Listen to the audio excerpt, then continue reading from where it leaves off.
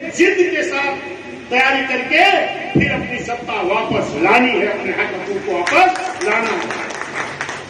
आज जिन लोगों ने हमको गुमराह किया है, शायद उस बात को अगर हम समझ गए होते, हमारे लोग गांव स्तर तक उस बात को पहुंचा पाए होते, तो हमारा रिजल्ट कुछ और होता। जैसे अभी 22 में एक शादी सुई की पुरानी पेंशन बहाल करेंगे, तमाम हमारे जिम्मेदार साथियों ने अगर पुरानी पेंशन बहाल होती तो खाली SC ST OBC की नहीं होती, सबकी बहाल होती। लेकिन और लोग तो अपने दलों में काम करते रहे, लेकिन तमाम हमारे SC ST OBC के लोग इतनी तेज मेहनत किए, याद है सरकार बना के पुरानी पेंशन हमको बहाल करा के दी, छोड़ दिए थे दल को। ये आज नई बात नहीं है। इस तरह के 22 में षड्यंत्र हुआ, फिर 24 में हुआ, फिर ऐसा नहीं कि आगे ये षड्यंत्र नहीं हो सकता है। 27 में भी नया फार्मूला ला करके नया षड्यंत्र भी आपके सामने ला सकते हैं। इसलिए सभी से हम लोगों की तैयारी करनी है, इतना अच्छा मोटिवेशन करना अपने लोगों में, बूथ स्तर तक, गांव स्तर तक, कि फिर हम इनके साजिश के शिकार ना हो। ऐसे लोग संविधान बचाने की बात कर रहे हैं, ऐसे लोग आज बाबा साहब की बात कर रहे हैं। जिन दल के लोगों ने जब मान्या बहन जी ने लखनऊ में बाबा साहब के नाम से पार्क बनाया, तो उन्होंने कहा ये बाबा साहब का पार्क नहीं, अयासी का अड्डा है। कहने का काम किया था कि नहीं? और उसके बदले में थू रैली हुई थी। आज वो लोग संविधान बचाने की बात कर रहे हैं जो संविधान खत्म करने की साजिश किए। एक चीज आप अपने मन में ठान लो, हमारे बाबा साहब डॉक्टर भीमराव अम्बेडकर साहब ने, उनको ये मालूम था कि हमारे बनाए हुए संविधान को कभी भी ये लोग बदल सकते हैं, क्योंकि बाबा साहब ने उसी वक्त आशंका जाहिर की थी कि मैंने इस देश का संविधान तो बहुत अच्छा बनाया है, लेकिन अगर इस संविधान को लागू करने वालों की नीयत साफ नहीं रही तो अच्छा से अच्छा संविधान भी अच्छा काम नहीं कर पाएगा। ये बाबा साहब ने कहा था कि नहीं कहा? तो बाबा साहब के क्या मन में नहीं था कि अगर लोग मेरे संविधान को मानसिकता साफ करके लागू नहीं कर सकते हैं तो ये लोग संविधान बदल नहीं सकते। जिन लोगों ने हुकूमत किया, अगर वो अपनी मानसिकता को साफ करके लागू नहीं कर पाए, तो अगर उनके बस की बात होती तो आज नहीं, बहुत पहले संविधान को बदल दिया। लेकिन बाबा साहब ने इतना मजबूती से उस संविधान को बनाया है, उस संविधान को बदला नहीं जा सकता, उस संविधान को बदला नहीं जा सकता। उसकी आर्टिकल को संशोधन करके हमें नुकसान पहुंचाया जा सकता है। SC ST OBC माइनॉरिटी को उसकी आर्टिकल को बदलकर नुकसान पहुंचाया जा सकता है और किसी को फायदा पहुंचाया जा सकता है। ये हुआ है।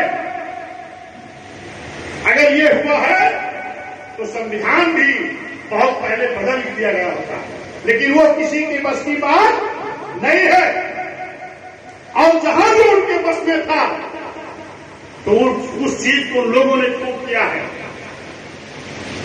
इस देश में SC ST OBC की तमाम नौजवान हमारे बेरोजगार घूम रहे हैं, लेकिन अगर नौजवानों के लिए बाबा साहब की दी हुई आरक्षण की नौकरी की जगह निकलती थी, प्रक्रिया तो पूरी की जाती थी, लेकिन कहा जाता था, जब अधिकारियों को मालूम हो जाता था कि ये आरक्षण की नौकरी है बाबा साहब की दी हुई, SC ST OBC की, रेगुलेटर बनाते थे कि इस पद के उपयोग कैंडिडेट न मिलने के नाते ये भर्ती निरस्त कर करके आज इस देश में करोड़ों नौकरी, लाखों नहीं करोड़ों नौकरी SC ST OBC की हमारी खाली पड़ी है, लेकिन कोई भी दल इसको भरने का काम नहीं करता। उसी का नाम बहन जी ने दिया था बैकलॉग भर्ती।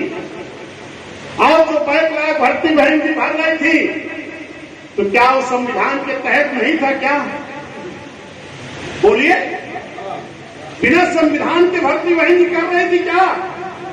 अगर वो संविधान के तहत था और समाजवादी पार्टी ने अगर बैकलॉग की भर्ती रोक लगाई, तो संविधान की धज्जी नहीं उड़ाई क्या? संविधान नहीं बदला क्या?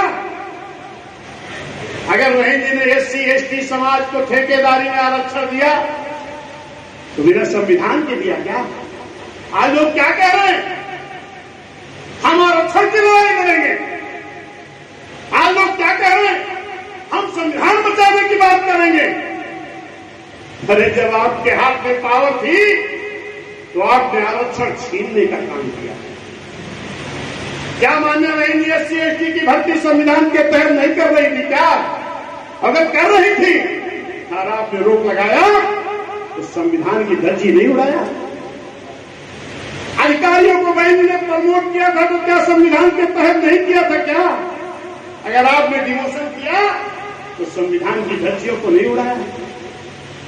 अगर भरी पार्लियामेंट के अंदर प्रमोशन के आरक्षण का बिल आया और आपने संविधान की धज्जियों को उड़ाते हुए उसको फड़वाने का काम किया, तो क्या संविधान की धज्जियां नहीं उड़ाया?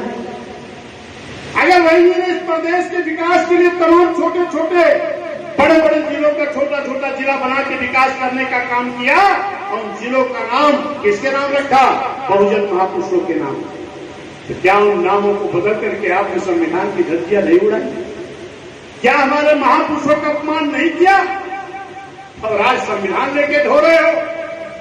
अगर आपको इतना विश्वास होता संविधान पर, तो अलग से घोषणा पत्र नहीं जारी करते आप, अलग से मैनिफेस्टो नहीं जारी करते आप।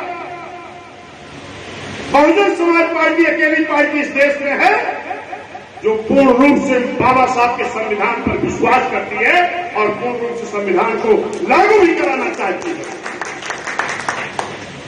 क्योंकि बीएसपी का कभी भी किसी चुनाव में घोषणा पत्र नहीं आता है क्या? जो तो बोलो नहीं। कभी मैनिफेस्टो अलग से नहीं बनाया जाता। क्यों? क्योंकि ये धोखा है। हम बहुजन समाज के लोग तो कहते हैं कि जिस दिन हम इस देश की हुकूमत में आएंगे, उस दिन बाबा साहब के संविधान को ईमानदारी से लागू करा देंगे। यही तो बाबा साहब ने कहा था कि मेरे संविधान को अगर इस देश की हुकूमत करने वाले लोग ईमानदारी से लागू करा देंगे, उसी दिन इस देश का संपूर्ण विकास हो जाएगा। अगर आप थे संविधान को मानने वाले, इस समाजवादी के लोग, कांग्रेस के लोग, तो अलग से मैनिफेस्टो आपको नहीं जारी करना था। आप तो वही किए